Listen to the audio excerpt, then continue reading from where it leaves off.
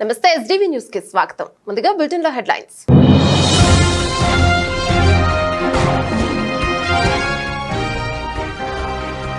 నూతన ఆవిష్కరణలకు ఏపీని వేదిక చేస్తాం. పారిశ్రామికవేత్తలు, మేధావులకు ముఖ్యమంత్రి చంద్రబాబు పిలుపు.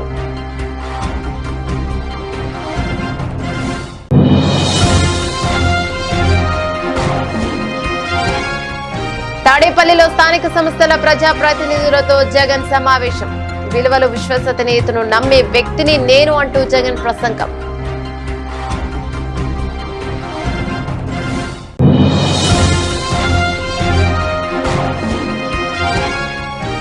ప్రధానమంత్రి పర్యటనపై సీఎస్ విజయానంద్ ప్రాథమిక సమీక్ష. అన్ని ఏర్పాట్లకు తగిన కసరత్తు మొదలు పెట్టాలని సంబంధిత శాఖల అధికారులకు సీఎస్ సూచన.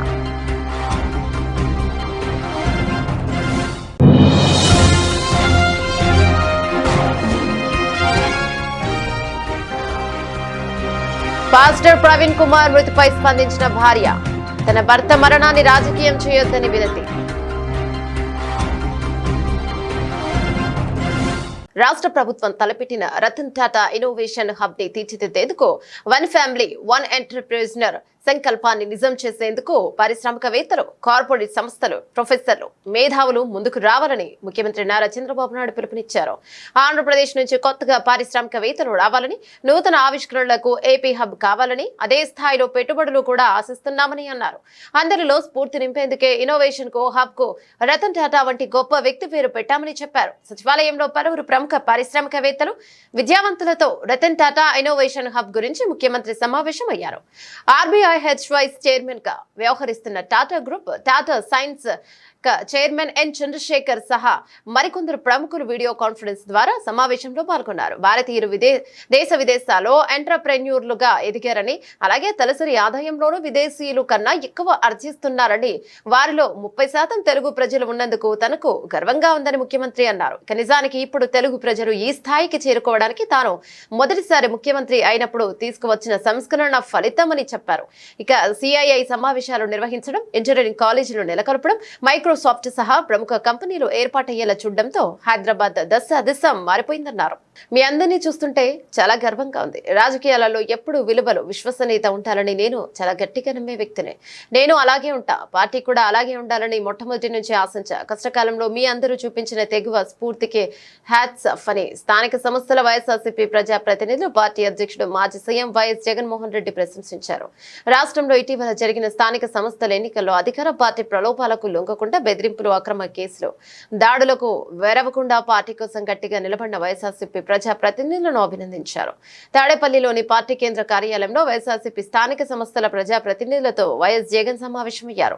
రాష్ట్రంలో కూటమి ప్రభుత్వం అధికారంలోకి వచ్చాక జరుగుతున్న పరిణామాలను ప్రస్తావిస్తూ సీఎం చంద్రబాబు మోసాలకై మార్క్స్ చేయారని వ్యాఖ్యానించారు. ఇక రాబోయే రోజులు మనవే, కళ్ళు మూసుకుంటే 3 ఏళ్లు గడిచిపోతాయి. వచ్చే ఎన్నికల వైఎస్ఆర్సీపీ అఖండ మెజార్టీతో అధికారంలోకి వస్తుంది. జగన్ 1.0 పాలనలో కోవిడ్ వల్ల కార్యకర్తలకు చేయాల్సినంత చేయకపోయి ఉండొచ్చు, కానీ జగన్ 2.0లో అలా జరగదు. అందరికీ మాటిస్తున్నా, కార్యకర్తలకు ఖచ్చితంగా అండగా ఉంటాయి. కార్యకర్తల కోసం జగన్ ఎంత గట్టిగా నిలబడతాడో వచ్చే ఎన్నికల తర్వాత మీ జగన్ చేసి చూపిస్తాడని పార్టీ శ్రేణులకు భరోసానిచ్చాడు. విశాఖపట్నంలో జరుగుతా ఉంది. విశాఖపట్నంలో ఉన్న 98 స్థానాలకు 58 స్థానాల్లో 56 స్థానాల్లో వైసీపీ గెలుస్తుంది. ప్రజాస్వామ్యంగా మేయర్, వైసీపీ మేయర్. అలాంటి ప్రజాస్వామ్యబద్ధంగా గెలిచిన మేయర్ మీద అవిశ్వాస తీర్మానం. మన కార్పొరేటర్లందరినీ మనం క్యాంపులోకి తీసుకొని పోయి మనోళ్ళు పాపం జాగ్రత్తగా పెట్టుకునే ప్రయత్నం మనోళ్ళు చేశారు. క్యాంపులు లేకపోతే ఇళ్లకు పోలీసులు వస్తున్నారు. వచ్చి భార్యలతో మీ మొగుళ్ళు ఏడుండారో మీరు చెప్పకపోతే మిమ్మల్ని స్టేషన్లోకి తీసుకొని పోతామని చెప్పి పోలీసులు విశాఖపట్నంలో 40వ వార్డు కార్పొరేటర్ ఇంటికి పోలీసులు పోయి భార్యతో మాట్లాడిన మాటలు నిజంగా అసలు ఏమన్నా బుద్ధి జ్ఞానం ఉన్నోళ్ళు ఎవరైనా చేస్తారా? పోలీసుల్ని మాదిరిగా వాడుకునే కార్యక్రమం. రామగిరి మండలం, మన అనంతపురం జిల్లాలో, ఇక్కడ కూడా ఆశ్చర్యకరమైన విషయం. ఉన్నటి అన్ని ఎంపీటీసీలు అంటే 9 మనం గెలిస్తే వాళ్ళు 1 గెలిచినారు. అనంతపురం జిల్లాలో రామగిరి అనే మండలంలో ఈ కాన్స్టిట్యున్సీలో 10 ఉంటే వాళ్ళు 1, 9 మనకు. ఎవరు గెలిచాలి? యాక్చువల్గా మన వాళ్ళు గెలవాలి కదా, సంఖ్యాపరంగా చూసినా ఏం పరంగా చూసినా. కానీ పరిస్థితి ఏమిటి చూస్తే అక్కడ ఎస్ఐ మన ఎంపీటీసీలందరినీ కూడా ప్రయాణం చేస్తూ ఉన్న ఏకంగా పోలీస్ ప్రొటెక్షన్ ఇచ్చి నేను తీసుకపోతాను మీ ఎంపీటీసీలను అందరినీ అని చెప్పి ఆయనే పోలీస్ ప్రొటెక్షన్ ఇచ్చినట్టుగా బిల్డప్ ఇచ్చి కనీసం ఆయన తీసుకుపోతున్నాడు అంటే దారి మళ్ళిస్తాడు. దారి మళ్ళించి ఆయన కిడ్నాప్ స్వయంగా చేస్తాడు. చేసి అక్కడ వీడియో కాల్ పెడతాడు. తెలుగుదేశం పార్టీ ఎమ్మెల్యేతో video call. Telugu Desam party MLA ఆయన కొడుకు. వీడియో కాల్లో మన ఎంపీటీసీని ప్రలోభ పెట్టే కార్యక్రమం ఎస్ఐ ఒక బ్రోకర్గా ఎస్ఐ బిహేవ్ చేస్తాడు వీడియో కాల్ పెట్టి. అప్పటికి మన ఎంపీటీసీలు వినకపోయేసరికి ఏం చేశాడు, ఈయనే కిడ్నాప్ తీసుకొని పోయి ఏకంగా మండల కేంద్రాలయంలో వీళ్ళందరినీ నిర్బంధించి బైండ్ ఓవర్ చేస్తారు. అక్కడికి మన ఎమ్మెల్యే, మన మాజీ మంత్రి, అక్కడ మన మహిళ మాజీ మంత్రి ఇద్దరు వెళ్ళి అక్కడ ధర్నా చేయాల్సిన పరిస్థితిలోకి వాళ్ళు పోయి మన ఎంపీటీసీలను మనం తీసుకొని మనం పోతే మన వాళ్ళ మీదనే కేసులు. చివరికి అంతటితో కూడా ఆగిపోలే. ఆ మండలంలో భయం రావాలట. ఆ మండలంలో భయం రావాలని రామగిరి మండలంలో ఏం చేశారు, ఒక ఇంపార్టెంట్ బీసీ లీడర్ను, లింగమయ్య అనే ఇంపార్టెంట్ బీసీ లీడర్ను చంపేసినారు. ఎక్కడికి పోతా ఉంది నిజంగా? పోలీసులు ఏం చేస్తూ ఉన్నారు? పోలీసుల సమక్షంలో ఏకంగా చంద్రబాబు నాయుడు గారు ప్రతి కాన్స్టిట్యున్సీలో చేయిస్తూ ఉండేది ఏమిటి? అమరావతి ప్రజా రాజధాని నిర్మాణ పనులను పునఃప్రారంభించడంతో పాటు పలు ఇతర అభివృద్ధి పనులకు శంకుస్థాపన ప్రారంభోత్సవాలకు ఈ నెలలో ప్రధానమంత్రి నరేంద్ర మోదీ అమరావతికి రానున్న నేపథ్యంలో అందుకు సంబంధించి చేయాల్సిన ఏర్పాట్లపై రాష్ట్ర సచివాలయంలో అధికారులతో ప్రభుత్వ ప్రధాన కార్యదర్శి కె విజయానంద్ ప్రాథమిక సమీక్ష నిర్వహించారు. ప్రధాని పర్యటన ఖరారు కాగానే పూర్తి స్థాయిలో ఏర్పాట్లపై సమీక్షించడం జరుగుతోందని, ఈలోగా సంబంధించిన ఏర్పాట్లను ఇప్పటికే పూర్తి చేయాలని దృష్టిలో పెట్టాలని సీఎస్ అధికారులను ఆదేశించారు. ఇటీవల P4 కార్యక్రమాన్ని ప్రారంభించిన ప్రాంతంలోనే ప్రధాని పర్యటన కూడా కార్యక్రమం ఉండే విధంగా ఆ ప్రాంతాన్ని 50 ఎకరాలకు పైగా విస్తీర్ణంలో చదును చేయడంతో పాటు తగిన పార్కింగ్ తదితర ఏర్పాటు చేయాల్సి ఉందని, ఇక ఆ దిశగా ఎప్పటి నుంచే తగిన కసరత్తు మొదలు పెట్టాలని సంబంధిత శాఖల అధికారులకు సీఎస్ సూచించారు. డీజీపీ సిఆర్డీఏ అధికారులు, గుంటూరు జిల్లా కలెక్టర్, ఎస్పీ, వైద్య ఆరోగ్య శాఖ కమిషనర్ వీర పాండ్యన్ తదితర అధికారులు వెంటనే ఆ ప్రాంతాన్ని సందర్శించి ఒక సమగ్ర నివేదికను సిద్ధం చేయాలని సీఎస్ విజయానంద్ ఆదేశించారు. ఇంతేగాక గతంలో రాష్ట్రంలో ప్రధానమంత్రి పర్యటన చురుగ్గా పనిచేసిన అధికారుల సేవలను పూర్తి స్థాయిలో వినియోగించుకునేందుకు ఆయా అధికారుల జాబితాను సిద్ధం చేయాలని సీఎస్ విజయానంద్ అధికారులను ఆదేశించారు. ప్రస్తుత వేసవి దృష్ట్యా కార్యక్రమానికి వచ్చే విఐపీలు, ప్రజలు తదితర అందరికీ కూడా తగిన వసతులు కల్పించే విధంగా ఏర్పాట్లను చేయాల్సి ఉందని చెప్పారు. కేబిఎన్ కళాశాల యూజీసీ ఉమెన్ స్టడీస్ సెంటర్ ఆధ్వర్యంలో ఈ నెల 16వ తేదీ నుంచి మహిళలు, విద్యార్థుల కోసం ఉచిత వేసవి శిక్షణ తరగతులు నిర్వహించనున్నట్లు secretary and correspondent doctor T Srinivas చెప్పారు. బుధవారం కళాశాలలో శిక్షణ తరగతుల పోస్టర్ ఆవిష్కరణ కార్యక్రమం జరిగింది. అనంతరం శ్రీనివాస్ మాట్లాడుతూ విద్యార్థులు వేసవి కాలాన్ని సద్వినియోగం చేసుకుని తమ సృజనాత్మక నైపుణ్యాలను పెంచుకునేందుకు ఈ తరగతులు తోడ్పడతాయన్నారు. సామాజిక సేవా కార్యక్రమాల్లో భాగంగా 19 సంవత్సరాలుగా ఈ తరగతులు నిర్వహిస్తున్నట్లు చెప్పారు. ప్రిన్సిపల్ డాక్టర్ జి కృష్ణవేణి మాట్లాడుతూ మహిళలకు కంప్యూటర్ అప్లికేషన్స్, టీడీపీ బ్యూటీషియన్స్ మరియు మగం works, cartooning, mehndi designs, Zumba dance, French language అంశాలు శిక్షణ ఇస్తామన్నారు. ఇక విద్యార్థులకు వేదిక maths, Zumba dance, western dance, French language, spoken English, spoken Hindi, computer basics, papers, craft అంశాల్లో శిక్షణ ఇస్తామని అన్నారు. ఇక Hindu high school administrative officer doctor V Narayana Rao మాట్లాడుతూ ఇప్పటిదాకా సుమారు 2000 మంది మహిళలు శిక్షణ పొంది సొంతంగా వృత్తులు నిర్వహించుకుని ఆర్థికంగా నిలబడే స్థాయికి ఎదిగారన్నారు. మహిళా సాధికారత లక్ష్యంగా తమ కళాశాల యూజీసీ స్టడీ సెంటర్ వివిధ కార్యక్రమాలు నిర్వహిస్తోందన్నారు. ఈ శిక్షణ పూర్తిగా ఉచితమనే వివరాల కోసం 7416926563 మరియు 9030766090 నంబర్లకు సంప్రదించాలని కోరారు. స్టడీ సెంటర్ కోఆర్డినేటర్ శ్రీదేవి, సభ్యులు వనమాదేవి, గౌతమీదేవి పాల్గొన్నారు. ప్రతి సంవత్సరం కేబిఎన్ కాలేజీలో 2006వ సంవత్సరం నుంచి మహిళలకి ఉచితంగా వేసవి శిక్షణా తరగతులు నిర్వహిస్తున్నామండి. అదేవిధంగా 2017 నుంచి పిల్లలకి ఉచితంగా వేసవి శిక్షణా తరగతులు వివిధ అంశాలపై నిర్వహిస్తున్నాము. ఆ కార్యక్రమంలో భాగంగా ఈ సంవత్సరం కూడా ఈ కార్యక్రమాన్ని మేము ఏప్రిల్ 16వ తారీఖు నుంచి మే 31వ తారీఖు వరకు నిర్వహిస్తున్నాము. సుమారు 45 రోజుల పాటు ఈ శిక్షణ అనేది జరుగుతుంది మహిళలందరికీ, అలాగే పిల్లలకు కూడాను. సో మహిళలకి వివిధ అంశాలలో అంటే కంప్యూటర్ అప్లికేషన్స్ అని, డిటిపి, బ్యూటీషియన్ కోర్సు, మగ్గం works, fashion styling, Zumba dance, అలాగే painting, cartooning, jewellery making, mehndi designs, French language కూడా నేర్పిస్తున్నామండి మహిళలకి. ఎందుకంటే ఫారిన్ లాంగ్వేజ్ మీద కూడా మహిళలకి అవగాహన ఉంటే బాగుంటుందనే ఉద్దేశంతో ఈ సంవత్సరం మేము కొత్తగా ఫ్రెంచ్ లాంగ్వేజ్ని, అలాగే మహిళలు వాళ్ళంతటా వాళ్ళ స్వయం ప్రాతిపదిక అంటే సొంతంగా బతికేందుకు వీలుగా కార్టూనింగ్ అనేది ఒక కోర్స్ కూడా ఈ సంవత్సరం మేము ప్రారంభించాము మహిళలకు కొత్తగా.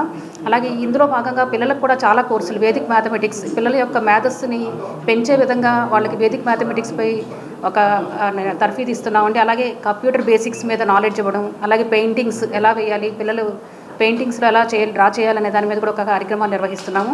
అలాగే స్పోకెన్ ఇంగ్లీష్, ప్రతి స్టూడెంట్కి స్పోకెన్ ఇంగ్లీష్ రావడం కోసం అని చెప్పి దీని మీద ప్రత్యేకంగా ట్రైనర్ని పెట్టి మనం స్పోకెన్ ఇంగ్లీష్ మీద వాళ్ళకి తర్ఫీదు ఇప్పిస్తున్నామండి. అలాగే spoken Hindi, paper craft, paper వర్క్తో చిన్న చిన్న బొమ్మలు తయారు చేసుకోవడం వాళ్ళకి అలా ఒక అవగాహన కల్పిస్తున్నాము.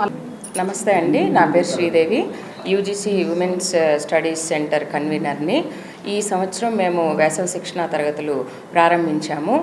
ఈ మేడం గారు చెప్పినట్టు వివిధ రకాలైనటువంటి కోర్సుల్లో శిక్షణ మొదలుపెట్టాము. అయితే మహిళలకి, ఇంట్లో ఉండే వాళ్ళకి వీలుగా ఉండేలాగా ఉదయం మరియు సాయంత్రం కూడా ప్రారంభిద్దామని అనుకున్నాము. అంటే ఉదయం అయిన వాళ్ళు ఉదయం వచ్చి, సాయంత్రం వీలుగా ఉన్నవాళ్ళు సాయంత్రం, పిల్లలకి మహిళలకి కూడా ఉదయము సాయంత్రము కూడా ఆల్టర్నేటివ్గా కొన్ని కోర్సెస్లో, అంటే 2-3 కోర్సెస్లో జాయిన్ అవ్వాలనుకున్న వాళ్ళు కూడా వీలుగా ఉండేలాగా ప్రారంభించాము. కాబట్టి ఈ అవకాశాన్ని అందరూ ఉపయోగించుకొని ఇది గనక జయప్రదం కావాలని మేము ఆశిస్తున్నాము, మీ అందరి ప్రోత్సాహంతో. అలా జయప్రదం అయితే ప్రతి సంవత్సరము ఈ రకంగానే మరికొన్ని వినూత్నమైనటువంటి కోర్సెస్ ఏమన్నా మేము క్రియేట్ చేసి దాన్ని బట్టి ఇంకొంచెం మహిళలకి, పిల్లలకి కూడా ఉపయోగపడేలాగా మా కాలేజీ కృషి చేస్తుందని నేను మీ అందరికీ త్రూ పత్రిక ద్వారా నేను విన్నపం చేస్తున్నాను. Thank you. వనమాదేవి అండి, I'm the department of mathematics అండి. మేము 19 సంవత్సరాల నుంచి ఈ సమ్మర్ కోచింగ్ క్లాసెస్ అనేది కండక్ట్ చేస్తున్నామండి. దీనిలో మేము మ్యాథ్స్ వైజ్గా వేదిక్ మ్యాథ్స్ అనేది పెడుతున్నామండి. దానివల్ల చాలామంది పిల్లలు కొత్తగా మ్యాథ్స్లో చాలామంది పిల్లలకి భయం అనేది ఉంటుందండి. బట్ ఈ వేదిక్ మ్యాథ్స్ షార్ట్ కట్స్ నేర్చుకోవటం వల్ల అండి వాళ్ళు మ్యాథ్స్లో చాలా ఇంప్రూవ్ అయ్యి పిల్లలు కూడా చాలా బాగా ఇంప్రూవ్ చేసుకుంటున్నారండి. ఇలా ఇంకా ఇన్నోవేటివ్గా మ్యాథ్స్లో కూడా మ్యాథమెటికల్ మోడల్స్ ఒకటి ఈ ఇయర్ పెడుతున్నామండి. పిల్లలకు కూడా ఎడిషన్, సబ్ట్రాక్షన్ అనేది మేము త్రూ ఒక గేమ్ ద్వారా నేర్పించేసి వాళ్ళలో ఉన్న భయాన్ని పోగొట్టడానికి మేము ఈసారి కొత్తగా స్టార్ట్ చేశామండి. ఇది అంతా అందరూ చాలా బాగా వినియోగించుకోవాలని, ప్లస్ ఇది ఇలా కాకుండా ఇంకేదైనా ఇంకా మ్యాథ్స్లో కూడా ఇంకా కొత్తగా మోడల్స్ అన్నీ పెట్టి పిల్లలకి మంచి ఇంప్రూవ్మెంట్ చూపించాలని అనుకుంటున్నామండి. సో అందరూ ఈ అవకాశాన్ని వినియోగించుకోవాలని కోరుకుంటున్నామండి. నా పేరు గౌతమి అండి, నేను డిపార్ట్మెంట్ ఆఫ్ కంప్యూటర్ సైన్స్లో ఫ్యాకల్టీగా వర్క్ చేస్తున్నాను. మేము ఈ సమ్మర్ కోర్సెస్ అనేవి 2006 నుంచి స్టార్ట్ చేసాము, పిల్లలకి అలాగే మహిళలకి కూడా అండి. సో 2006 నుంచి వివిధ అంశాల్లో మేము శిక్షణ తరగతులు అన్నవి కండక్ట్ చేస్తున్నాము. ఈ శిక్షణ తరగతుల్లో కంప్యూటర్ అప్లికేషన్స్, డిటిపి, ఈ కోర్సెస్ అన్నీ కూడా మేము నేర్పిస్తాము. వీటి వల్ల బయటికి వెళ్ళి, ఇప్పుడు ప్రపంచం అంతా కూడా కంప్యూటర్స్ మీద నడుస్తుంది, కంప్యూటర్స్ అన్నది నేర్చుకొని వాళ్ళకి ఉద్యోగరీత్యా కూడా అవకాశాలు కలిగించేటట్టుగా మేము శిక్షణ అన్నది ఇస్తున్నామండి. డిటిపి ద్వారా వాళ్ళు ఫోటోషాప్ ఇవన్నీ కూడా నేర్చుకుంటారు. ఫోటోషాప్, క్వరెల్డ్రా ఇవన్నీ, వాటి ద్వారా వాళ్ళ ఇంట్లో కూర్చొని శుభలేఖలు, అలాగే ఫోటో ఎడిటింగ్ అవన్నీ కూడా చేసుకునే అవకాశం అన్నది కల్పిస్తున్నాం. ఇంట్లో ఉండి కూడా వాళ్ళు సంపాదించుకునే అవకాశం అన్నది ఈ కోర్సెస్ ద్వారా, మేము కంప్యూటర్ కోర్సెస్ ద్వారా వాళ్ళకి, మహిళలకి ప్రొవైడ్ చేస్తున్నామండి. అందరూ కూడా ఈ అవకాశాన్ని సద్వినియోగం చేసుకోవాలి అని చెప్పి కోరుకుంటున్నాము. నమస్కారం, నా పేరు డాక్టర్ వి నారాయణరావు అండి, అడ్మినిస్ట్రేటివ్ ఆఫీసర్గా పనిచేస్తున్నాను. మరి కేబిఎన్ కాలేజీలో 2006 సంవత్సరం నుంచి కూడా మహిళలు వాళ్ళ కాళ్ళ మీద వాళ్ళు ఆధారపడి ఎంతో కొంత కుటుంబానికి ఆదాయాన్ని సంపాదించే పద్ధతిలో సహకారం అందించాలనేటువంటి ఉద్దేశంతో కేబిఎన్ కళాశాల యాజమాన్యం ఈ మహిళలందరికీ కూడా మరి సమ్మర్లో 50 రోజుల పాటు ఈ శిక్షణా తరగతులు, వివిధ కోర్సులో శిక్షణా తరగతులు అనేవి నిర్వహించడం జరుగుతూ ఉంది. 2006 నుంచి ఇప్పటివరకు దాదాపుగా 50,000 మంది పైగా మహిళలకి ఈ చేతి వృత్తిలో శిక్షణ తరగతులు నిర్వహించడం జరిగింది. అందులో భాగంగానే మరి ఇప్పుడు ఈ ఏప్రిల్ నెల 16వ తారీఖు నుంచి మే ఆఖరి వరకు 31వ తారీఖు వరకు కూడా సుమారుగా 45-46 రోజులు వచ్చేట్టుగా మరలా మరి మహిళలకి 11 కోర్సులు, అలాగే పిల్లలకైనట్లయితే 9 కోర్సుల్లో మరి శిక్షణా తరగతులు అనేవి నిర్వహించడానికి సంకల్పించాం. మరి మహిళలు అనేవాళ్ళు ముఖ్యంగా వాళ్ళు ఈ శిక్షణా తరగతుల్లో నేర్చుకున్నట్లయితే ముఖ్యంగా ఈ మగ్గం వర్క్, బ్యూటీషియన్ కోర్స్ అనేది, అలాగే ఈ టైలరింగ్ అనేది, ఇవన్నీ కూడా ఏంటంటే వాళ్ళంతటా వాళ్ళు కొంత ఆదాయం అనేది సంపాదించి కుటుంబానికి అండగా నిలబడటానికి అవకాశం ఉంటుంది. ఈ మగ్గం వర్క్ అనేది మనందరికీ తెలిసిన విషయమే. ఒక బ్లౌజ్ మేకింగ్కి పెళ్ళిళ్ళ సందర్భంలో 5,000 నుంచి 6,000 రూపాయల వరకు కూడా తీసుకునే పరిస్థితి ఉంది. మరి అలాంటిది, అలాగే ఈ ఫ్యాషన్ స్టైలింగ్ అనేది, ఈ బ్యూటీషియన్ కోర్సు కూడా చాలా వేలాది రూపాయలు కూడా ఇక్కడ మరి ఛార్జ్ చేస్తున్నటువంటి రోజుల్లో స్వయంగా మరి ఈ బ్యూటీషియన్ కోర్స్ అనేది నేర్చుకున్నట్లయితే వాళ్ళు సొంతగా వారి మేకప్ చేసుకోవటానికి ఏదైనా ఫంక్షన్లు అలాంటివి ఉన్నప్పుడు వీలవుతుందనే ఉద్దేశంతో ఈ కోర్సులు కూడా ప్రవేశపెట్టాం. మరి కేబిఎన్ కళాశాలలో 365 రోజులు కూడా ఒక 15 కుట్టు మిషన్లు పెట్టి, ఒక ఇన్స్ట్రక్టర్ని పెట్టి, మరి మహిళలకి 60 మంది బ్యాచ్ని పెట్టి 365 రోజులు నేర్పేటువంటి పద్ధతి ఉంది. అదేవిధంగా స్కూటీ అనేది 15 స్కూటీలతో మరి 2 కోచెస్ని పెట్టి ఉదయం సాయంత్రం కూడా వేలాది మందికి ప్రతిరోజు మరి వందలాది మంది నేర్చుకుంటున్నారు. ఇది కూడా తన భర్త మృతిని మత విద్వేషాలను రెచ్చగొట్టేందుకు కొంతమంది వాడుకుంటున్నారని ప్రవీణ్ పగడాల భార్య జెస్సికా పగడాల ఆరోపించారు. నా భర్త మృతిని దయచేసి రాజకీయం చేయొద్దు. యేసు మార్గాన్ని అనుసరించే వారు మత విద్వేషాలను రెచ్చగొట్టరు. నా భర్త ఎప్పుడు మత సామరస్యాన్ని కోరుకునేవారు. ఆయన మృతిపై ప్రభుత్వం చేస్తున్న దర్యాప్తుపై నమ్మకం ఉంది. ఆ విచారణకు అందరూ సహకరించాలని కోరారు. Request your corporation during this investigation. Government was quick to order complete investigation, and we are gratefully thankful. We believe in the government investigation, and I urge, please do not disturb the religious harmony, as my husband Praveen never intended to disturb the communal harmony in the society. My name is Kiran Pagdala, and I am Praveen Pagdala's brother. I request your cooperation during this time of investigation. Government was quick to order complete investigation to Praveen Pagdala death. We are thankful for this. As investigation is going on, I appeal to all who are enthusiastically involving into self-investigation to refrain from it, as it is tarnishing the image of Praveen Pagdala garu. Some YouTubers and bloggers are spreading the false information on this death. Some are communally and politically utilizing his death and investigation. I urge all to stop this as a symbol of respect to Praveen Pagdala garu, as it is a service to the church and community, as he never intended to disturb communal harmony in the society. We believe in government investigation, and please do not disturb the religious harmony. Thank you so much. ముఖ్యమంత్రి నారా చంద్రబాబు నాయుడు రాజమండ్రిలో April 4న జరగనున్న అమరావతి చిత్రకళ వీధి కార్యక్రమానికి తన మద్దతును ప్రకటిస్తూ అమరావతి అంశంపై రూపొందించిన చిత్రలేఖనానికి తన కుంచెతో రంగులు వేశారు. ఆయన పాల్గొనడంతో రాష్ట్రంలో కళను ప్రోత్సహించేందుకు, సాంస్కృతిక వారసత్వాన్ని సంరక్షించేందుకు ప్రభుత్వానికి కలిగి ఉన్న ప్రాధాన్యతను ప్రతిబింబించింది. ఆయన మాట్లాడుతూ ఎన్డీఏ ప్రభుత్వం హయాంలో కళాకారులు మరియు సాంస్కృతిక వారసత్వం పరిరక్షించబడతాయి, ప్రోత్సహించబడతాయి, అలాగే గ్లోబల్ స్థాయికి తీసుకెళ్లబడతాయని స్పష్టం చేశారు. అలాగే ప్రభుత్వ పాఠశాలలు, బడుగు పిల్లలకు వారి కళను ప్రదర్శించే అవకాశాన్ని కల్పించాల్సిన అవసరం ఉందని ప్రస్తావించడంతో పాటు ఇతర రాష్ట్రాల నుండి వచ్చిన కళాకారులకు ఆంధ్రప్రదేశ్కి ఆహ్వానం పలికారు. గత వైసీపీ ప్రభుత్వం ఆర్థిక వ్యవస్థను పూర్తిగా నాశనం చేసిందని మంత్రి, ఆంధ్రప్రదేశ్ పురపాలక పట్టణాభివృద్ధి శాఖ మంత్రి నారాయణ మండిపడ్డారు. విజయవాడ పశ్చిమ నియోజకవర్గంలో ప్రారంభించిన సుజన మిత్ర కార్యక్రమానికి మా తరపున అధికారుల సహకారం ఖచ్చితంగా అందిస్తామన్నారు. నగరంలోని పశ్చిమ నియోజకవర్గ భవానీపురం కూటమి కార్యాలయంలో ఎమ్మెల్యే సుజన చౌదరితో కలిసి ఏపీ పురపాలక పట్టణాభివృద్ధి శాఖ మంత్రి నారాయణ సుజన మిత్ర కార్యక్రమం ప్రారంభించారు. సుజనా ఫౌండేషన్ ఆధ్వర్యంలో నియమించిన డివిజన్ కోఆర్డినేటర్లకు మంత్రి నారాయణ చేతుల మీదుగా ఎలక్ట్రిక్ బైకులు పంపిణీ చేశారు.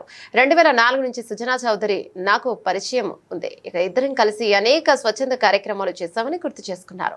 కేంద్ర మంత్రిగా పనిచేసిన సుజనా చౌదరికి ఎంతో అపారమైన అనుభవం ఉందన్నారు. సుజనా మిత్ర కార్యక్రమం ప్రారంభించినందుకు ఎమ్మెల్యే చౌదరి ప్రత్యేకంగా అభినందిస్తున్నట్టు తెలిపారు. 2014-19 మధ్య పురపాలక శాఖకు బడ్జెట్ ఉండేది. ఇప్పుడు మాత్రం గత ప్రభుత్వం తీసుకున్న లోన్లు అప్పులు కట్టడానికి బడ్జెట్ సరిపోతుందన్నారు. గత ప్రభుత్వం ఆర్థిక వ్యవస్థను నాశనం చేసిందని మంత్రి నారాయణ మండిపడ్డారు. నేను ఎమ్మెల్యేగా రాకముందు ఎమ్మెల్యే ఎన్నో చేయగలడు అని అనుకున్నాను. ఎమ్మెల్యే అయినా తెలిసింది ఎమ్మెల్యే చేయగలిగింది చాలా తక్కువ. ప్రజల సహకారమే కావాలి, వాళ్ళతోనే చేయించగలం. వారియర్స్ లాగా మీరందరూ ముందుకు వస్తే కానీ నేను చేయలేను. కాబట్టి మీ అందరి మీద నా కంప్లైంట్ ఏంటంటే 9 నెలల్లో నేను ఎమ్మడపడుతున్నాను, మీరు రండి నాతో వచ్చి పని చేయించుకోండి అని. కానీ ఎవరు కూడా సరిగ్గా రియాక్ట్ అవ్వాల. నా దగ్గరకు వచ్చిన పనులన్నీ చేస్తున్నాను, కానీ అది సరిపోదు అని నేను నిర్ణయించుకొని నేనే ఒక సంస్థను ఏర్పాటు చేసి దాని నుంచి ఏం చేయగలం అని ఇది ఒక ప్రయోగంలాగా చేస్తా ఉన్నాం. ముఖ్యంగా ఏంటంటే ఇప్పుడు ఎమ్మెల్యే ఉద్యోగం సీఎం రిలీఫ్ ఫండ్కి సంతకాలు పెట్టి పంపించడమో ఇంకోటో అయితే నేను దానికి సూట్ కాను. విధి విధానాలు మార్చుకొని చక్కగా చేయాల్సిన అవసరం ఉంది. సహకార సంఘాలు స్వాతంత్రం కంటే ముందు నుంచి కూడా సహకార సంఘాల ద్వారా అనేక మంచి పనులు చేసేవాళ్ళు. ఇప్పుడు సహకార సంఘ వ్యవస్థ పూర్తిగా పోయింది. ప్రతిదీ ప్రభుత్వం చేయాలి, ముఖ్యమంత్రి గారు చేయాలి, మున్సిపల్ మంత్రి గారు చేయాలి, ఎమ్మెల్యే చేయాలి, ఎంపీ చేయాలనే ఉద్దేశంతోనే అందరూ చూస్తూ ఉన్నారు. వాళ్ళు మనతో పాటు మనుషులే, వాళ్ళకి అనేక పరిధులు ఉన్నాయి.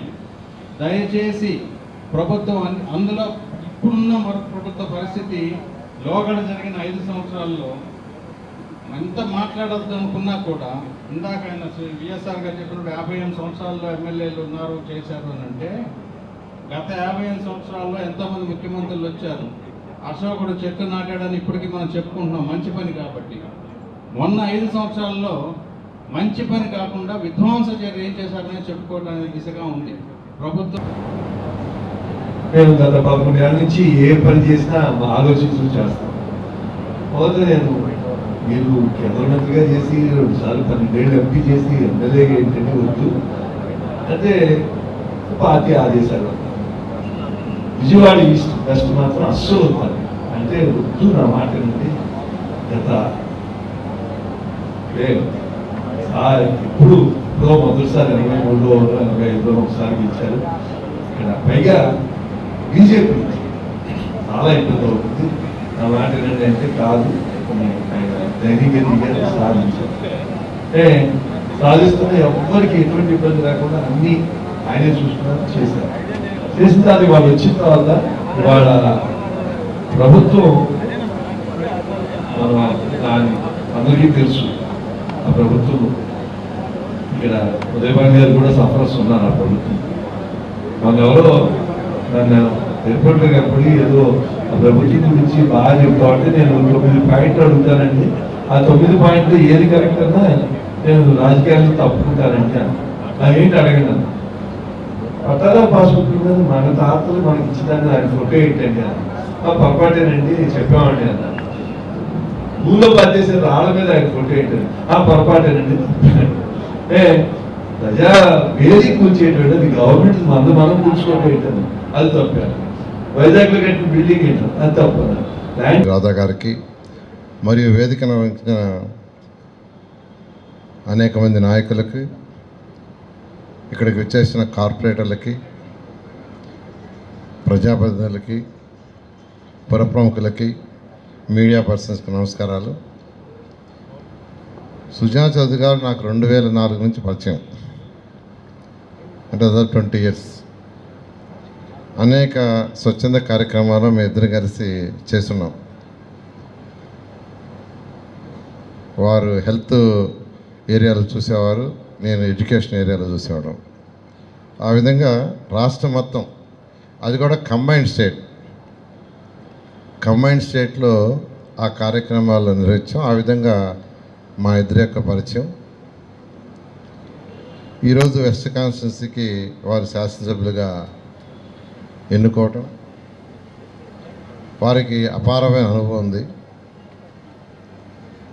వారు సెంట్రల్ మినిస్టర్గా పనిచేశారు. సెంట్రల్ మినిస్టర్గా పనిచేసిన వారికి ఖచ్చితంగా అనుభవంలో చాలా ఎక్కువ ఉంటుంది. అందుకని వారు యాక్చువల్గా ఈ యొక్క కాన్స్టిట్యున్సీలో వినూతనంగా ఈరోజు ఈ యొక్క కార్యక్రమం ఏదైతే సుజనా ఫౌండేషన్ ద్వారా సుజనా మిత్ర అనే కార్యక్రమాన్ని ఈరోజు ఇక్కడ ప్రారంభిస్తున్నందుకు వారిని ప్రత్యేకంగా అభినందిస్తున్నారు. గట్టిగా అందరూ చప్పట్లు కొట్టాలి. అంటే వారు కేంద్ర మంత్రిగా పనిచేశారంటే దేశం మొత్తానికి మంత్రిగా చేశారు.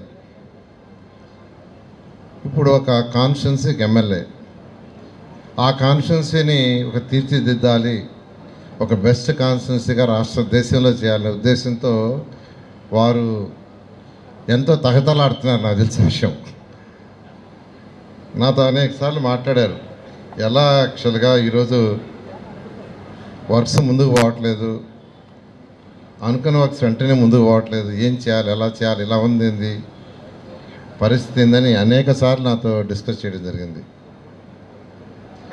2014-19లో నేను ఇదే శాఖకి మంత్రిగా ఉన్నా, మళ్ళీ ఇప్పుడు అదే శాఖకి వచ్చాను. కానీ అప్పటికిప్పటికి తేడా ఏంటంటే అప్పుడు డిపార్ట్మెంట్కి బడ్జెట్ ఉండేది. కృష్ణా జిల్లా కోడూరు మండలం కోడూరు గ్రామంలో వేంచేసి ఉన్నటువంటి శ్రీ గంగానమ్మ అమ్మవారి దేవాలయంలో 50వ మహాజాతర కార్యక్రమాలను పురస్కరించుకుని ఈ రోజు అమ్మవారికి 1 లక్ష గారెలతో మహానివేదన మహాచండీయాగం అన్నదాన కార్యక్రమాలు నిర్వహించారు. కార్యక్రమంలో భక్తులు పెద్ద ఎత్తున పాల్గొని అమ్మవారి తీర్థ ప్రసాదాలను స్వీకరించారు.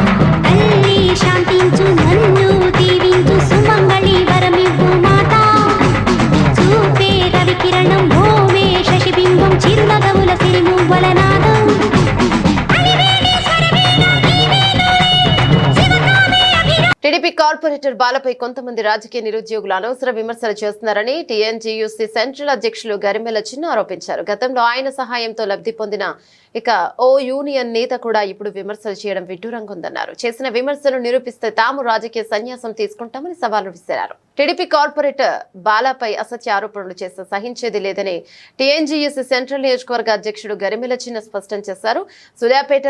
సూర్యారావుపేటలో ఏర్పాటు చేసిన విలేకరుల సమావేశంలో ఆయన మాట్లాడుతూ ప్రజాదరణతో బాలా కార్పొరేటర్ గా గెలుపొందారని, తన స్వంత డబ్బుతో పేదల కోసం, చిరు వ్యాపారుల సంక్షేమం కోసం అనేక సేవా కార్యక్రమాలు నిర్వహించారని తెలిపారు. అయితే కొంతమంది రాజకీయ నిరుద్యోగులు బాలాపై అనవసర విమర్శలు చేస్తున్నారని ఆరోపించారు. యూనియన్ ముసుగులో కొన్ని చిల్లర నాయకులు రోజువారీ వసూలు చేసి అరాచకాలు సృష్టిస్తున్నారని మండిపడ్డారు. ఇటీవల బాలాపై వచ్చిన ఆరోపణలపై స్పందిస్తూ గతంలో ఆయన సహాయంతో లబ్ధి పొందిన ఓ యూనియన్ నేత కూడా ఇప్పుడు విమర్శలు చేయడం విడ్డూరంగా ఉందన్నారు. ముఖ్యంగా చేపల మార్కెట్ విషయంలో బాలా 2 కోట్ల లబ్ధి పొందాడనే ఆరోపణలు నిరూపించాలంటూ సవాళ్లు విసిరారు. 1 రూపాయి కూడా అవినీతి చేసినట్టు నిరూపిస్తే బాలతో పాటు తాము రాజకీయ సన్యాసం తీసుకుంటారని తేల్చి చెప్పారు. అది అలాగే చెప్తాం. మొన్న వైసీపీ ప్రభుత్వంలో కూడా వైసీపీ గాలిలో కూడా కోర్టులు ఇక్కడ ఈ డివిజన్లో కుమ్మరిచ్చి బాలాగారిని విడిచాలని చూసినా ప్రజలు ఆయన మీద ఉన్న నమ్మకంతో ఆయన చేసే పనుల కోసం, ఆయన చేసే ప్రజాసేవకు తోడుగా ఉండి ఆయన గెలిపించడం జరిగింది. దానికి విత్ ప్రూఫ్స్ చూడండి. ఎవరైనా హాస్పిటల్కి వెళ్తే వైద్యం డబ్బులు లేవంటే ఆయన సొంత డబ్బులతో ఇప్పించిన ఘనత. మహిళలకు పెన్షన్లు, వృద్ధురాలకి రేషన్ కార్డు లేదని పెన్షన్ రాకపోతే ఆయన సొంత నిధులతో వాళ్ళకి పెన్షన్లు ఇచ్చిన పరిస్థితి. ఒక తల్లి ఒక కొడుకుని ఎలాగా ఆదరిస్తాలో ఆదరించే పరిస్థితి. ఇదే కాకుండా కుట్టు మిషన్లు, ఇలాంటి పనులన్నీ చేసి గ్యాస్ కంపెనీ నుంచి గ్యాస్ పనులు ఇప్పించడం కానీ, డ్వాక్రా సంఘాల నుంచి ప్రజాసేవలో నిరంతరం తప్పించే వ్యక్తి మీద చేయడం. దాంతోపాటు సీఎం రిలీఫ్ ఫండ్లు ఇప్పించడం దగ్గర నుంచి చేసిన వ్యక్తి బాలాగారు. ఏదైనా నిరూపించాలనుకుంటే నిరూపించండి. ఇలాంటి అసత్య ప్రచారాలు చేశారనుకోండి ఎవరు కూడా బాగోదండి. ఇంకోటి, అన్సారీ పార్క్ దగ్గర బాలాగారు ఈ తోపుడు బళ్ళు పెట్టించి డబ్బులు తీసుకున్నారని చెప్పని మాట్లాడుతున్న నాయకులకి మేము సవాల్ విసురుతున్నాం. ఎవరైనా కానీ బాలాగారి డబ్బులు తీసుకున్నారు, ఈ బండి పెట్టించారు అని ఎవడన్నా నిరూపిస్తే ఆ బళ్ళు కానీ ఎవరైనా డబ్బులు ఇచ్చా కానీ ఆ డబ్బులు బళ్ళు వాళ్ళకి అప్పచెప్పేస్తాం. రమ్మనండి, ఛాలెంజ్. మీరు షాపుల వాళ్ళ దగ్గర ఎంత దౌర్జన్యాలు చేశారు, ఎంతమంది మీద గొడవలు పెట్టుకున్నారు, ఎంతమంది మీరు వాళ్ళు కొట్టారు. మీకు సింపుల్గా ఒక 4 చెప్తా పేర్లు. మీరు షాపుల వాళ్ళ మీద ఎవరి మీద గొడవ పెట్టుకున్నారో, నాడార్ సీని గారి మీద మీరు వెళ్ళి గొడవ పెట్టుకోలేదా? మార్గం లక్ష్మి గారు, వసంత గ్రాండు లక్ష్మి గారి మీద మీరు వెళ్ళి గొడవ పెట్టుకోలేదా? కొట్టలేదా? లవ్లీ షోరూము శ్రీనివాస్ గారి మీదకి వెళ్ళి దౌర్జన్యం చేయలేదా? నేను ఫ్రిడ్జ్కి యాంటీ క్యాప్ ఇచ్చినాను. నా కాలు ఇరిగిపోయింది, నా కుడి కాలు ఇరిగిపోయింది, 3 ముక్కలు అయిపోయింది. నేను దేనికి కూడా పనికిరాని ఒక పని చేసుకోలేని వ్యక్తిని. నాకు బతుకు తెరువు లేదని నేను బాలగారిని అడిగితే నాకు బతుకు తెరువు చూపించారు. బతుకు తెరువు చూపించి నాకు ఆర్థిక సహాయం చేసి నాకు బండి ఇప్పించి నిలబెట్టిన వ్యక్తి బాలస్వామి గారు. అలాంటి వ్యక్తి మీద ఈరోజు అసభ్యంగా మాటలు చెల్లించి బూతులు తిడతా ఒక మంచి వ్యక్తి మీద ఈరోజు బురద జల్లాలని మీరు అనుకుంటున్నారు. ఒక 12 మందికి బతుకు తెరువు చూపించినందుకు 30-40 సంవత్సరాల నుంచి వాళ్ళు చేసిన వ్యాపారాలని, వాళ్ళు చేసిన బతుకు తెరువుని లాగేసుకున్నారు. మీ వ్యాపారాలు తీసి మేమేమన్నా కొత్తగా పెట్టామా?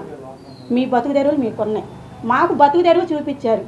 మీరు పట్టపట్టుకొని ఒకప్పుడు 30 సంవత్సరాల కిందట మీరు ఎలా వచ్చారో మేము కూడా ఇప్పుడు మా పట్టపట్టుకొని మేము వచ్చాము. బతుకు జీవుడా అనుకుంటా. మమ్మల్ని బతకొద్దనే హక్కు మీకు ఎక్కడుంది?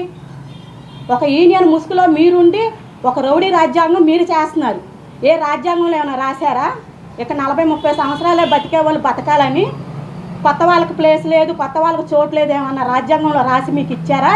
రిజిస్ట్రేషన్ చేసి చెప్పండి ఒక మాట. కొత్త వాళ్ళు బతికే అవకాశం మీరా?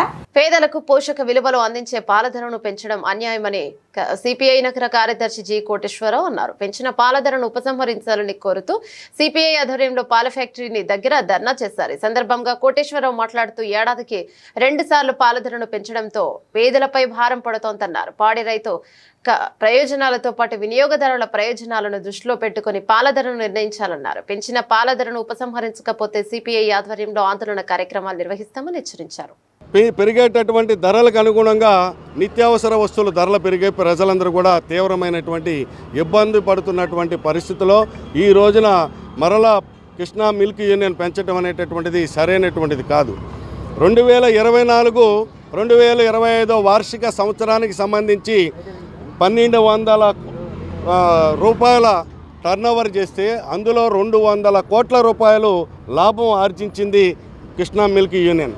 అదే యూనియన్ మరలా 2025-26కి సంబంధించి 1350 కోట్ల రూపాయలు టర్నోవర్ చేయాలని నిర్ణయం చేశారు.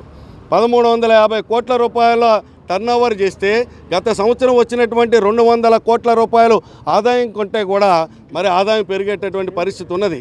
కాబట్టి దీన్ని దృష్టిలో పెట్టుకొని ఆదాయాలు పెరిగి లాభాల బాటలో ఉన్నటువంటి పాడి పరిశ్రమ, ఇక్కడ ఉన్నటువంటి కృష్ణా మిల్క్ యూనియన్ ఎందుకు ధరలు పెంచాల్సినటువంటి అవసరం వచ్చిందని చెప్పి ప్రభుత్వాన్ని డిమాండ్ చేస్తా ఉన్నాం. ముఖ్యంగా పాడి పరిశ్రమ శాఖ మార్చులు అచ్చెన్నాయుడు గారు దీన్ని బాధ్యత తీసుకొని, ఎన్డీఏ కూటమి ఇక్కడ అధికారంలో ఉన్నటువంటి కూటమి బాధ్యత తీసుకొని ఈ పెరిగినటువంటి పాల ధరలే కాదు, ఇవాళ పాలుతోటి ఉత్పత్తి అయ్యేటటువంటి వివిధ రకాల పాల ఉత్పత్తుల ధరలు కూడా ప్రజలను నడ్డి వీరుస్తూ ఉన్నాయి. అలాగే బటర్ మిల్క్ కానివ్వండి, లస్సీ కానివ్వండి, దూద్ పేడ కానివ్వండి, నెయ్యి కానివ్వండి, అన్నీ కూడా పాల ధరలు పెరగడంతో పరోక్షంగా అవి కూడా పెరిగేటటువంటి పరిస్థితి ఉన్నది. ఇప్పటికే విజయవాడ నగరంలో ఏ టీ స్టాల్కి వెళ్ళినా కూడా 2 రూపాయల మేరకు టీ ధరలు పెరిగాయి నిన్నటి నుంచి. కాబట్టి ప్రజల మీద భారాలు వేసేటటువంటి విధానం సరైనటువంటిది కాదు. తక్షణమే కృష్ణా మిల్క్ యూనియన్తో మాట్లాడి పరిశ్రమ శాఖ మార్చులు అచ్చెన్నాయుడు గారు బాధ్యత తీసుకొని ప్రజల మీద భారాలు పడకుండా ప్రత్యక్షంగా పాలు, పరోక్షంగా పాల ఉత్పత్తులపైన పడేటటువంటి భారాల్ని ఉపసంహరించుకునేటటువంటి దానికోసం తక్షణ చర్యలు చేపట్టాలని చెప్పి సిపిఐగా డిమాండ్ చేస్తాం.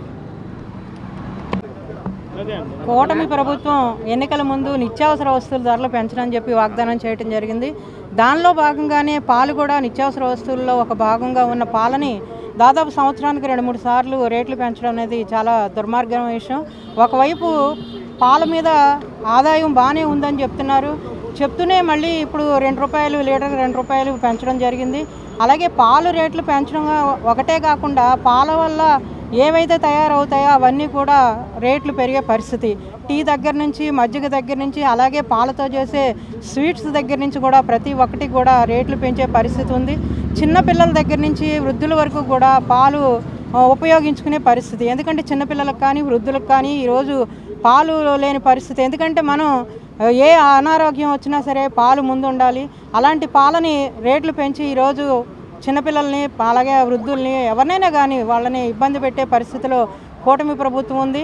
అలాగే దీనికి సంబంధించిన మంత్రి గారు అచ్చెన్నాయుడు గారు కూడా ఆయన కూడా బాధ్యత తీసుకొని ఈ పాల రేట్లు వెంటనే తగ్గించాలని చెప్పేసి మేము కూడా ఆంధ్రప్రదేశ్ మహిళా సమైక్యగా మేము డిమాండ్ చేస్తాం. బులెటిన్ ముగించే ముందు హెడ్లైన్స్ మరోసారి.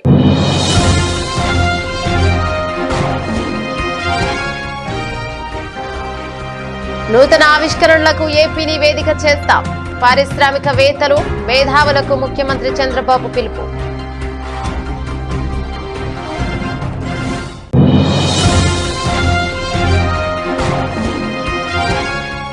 తాడేపల్లిలో స్థానిక సంస్థల ప్రజాప్రతినిధులతో జగన్ సమావేశం. విలువలు, విశ్వసనీయతను నమ్మే వ్యక్తిని నేను అంటూ జగన్ ప్రసంగం.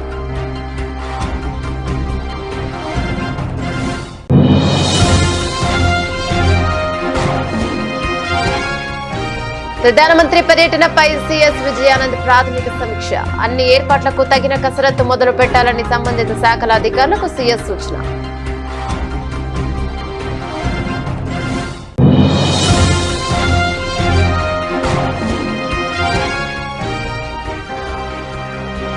పాస్టర్ ప్రవీణ్ కుమార్ మృతిపై స్పందించిన భార్య. తన భర్త మరణాన్ని రాజకీయం చేయొద్దని వినతి. ఇవి బులెటిన్లోని అప్డేట్స్. మరో బులెటిన్లో మళ్ళీ కలుసుకుందాం. అంతవరకు సెలవు. నమస్తే.